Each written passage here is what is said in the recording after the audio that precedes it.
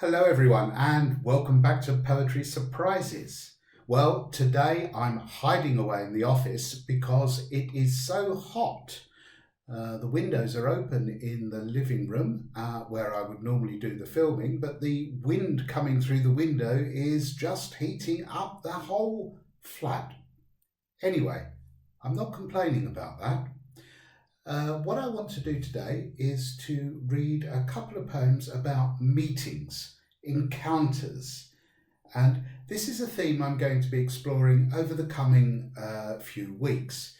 The two poems I'm going to read today are from the road taken, and there are three installations featured in this book, and this is the installation called Stride, which was set in Waltham Forest in 2013.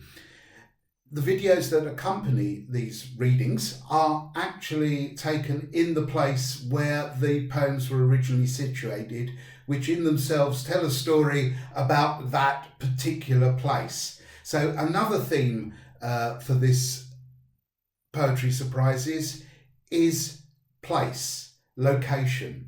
And that's another thing we're going to be exploring over the coming weeks, because these two themes are absolutely fundamental, I think, to poetry, to art in general. And that is encounters, the meeting of two people, and place itself, location. The particulars of place open the door onto the universal, one might say.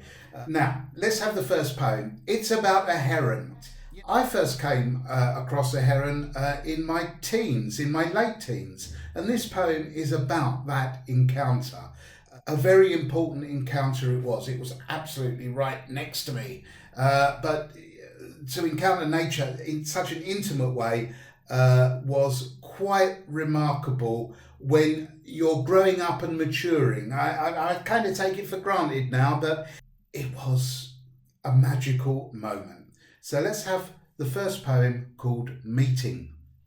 I met a heron by this reservoir. He stood for near an hour. I stared.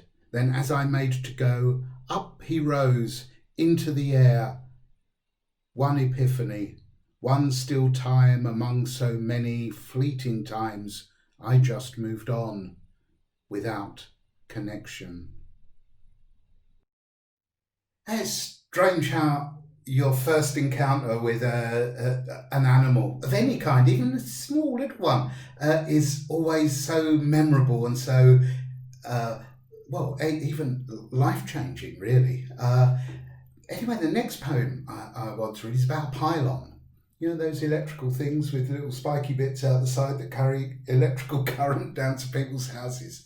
There are lots of them down in the Lee Valley, and I wanted to remember in this poem, which is also part of the Stride sequence of poems that walk around Waltham Forest Borough, I wanted to remember a sort of another epiphany type moment, which was the growth of the independence of the individual's mind, which occurred, and I think does occur for most people, through interaction with their peer group and breaking away from their parents. And this pylon was an area that in good weather you could sit under, and you could kind of have, it was like an outdoor camp room debating centre, and the electricity was buzzing overhead, and all the ideas under the pylon were being discussed, ideas of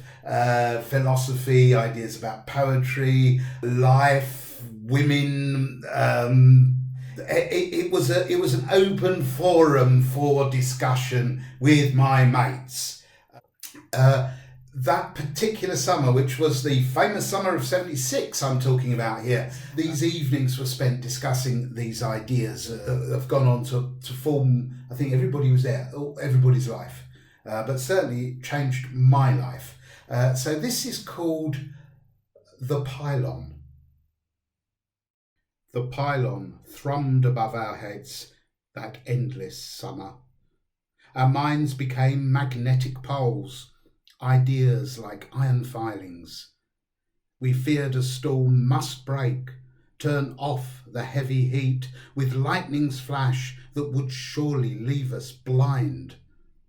It came in gouts that soaked our skin with stinging rain. We upped and left the singing tree to never meet again.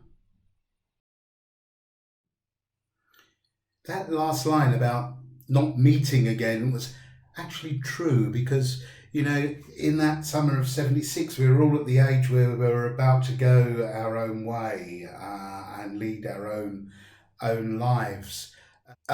Formative and fascinating time and an amazing year. Weather-wise, just like today, in the high 30s. So there's going to be more poems about meetings. Meetings down Walthamstow Market are coming up quite soon. In the meantime, don't forget to subscribe to Poetry Surprises and see you soon. Bye.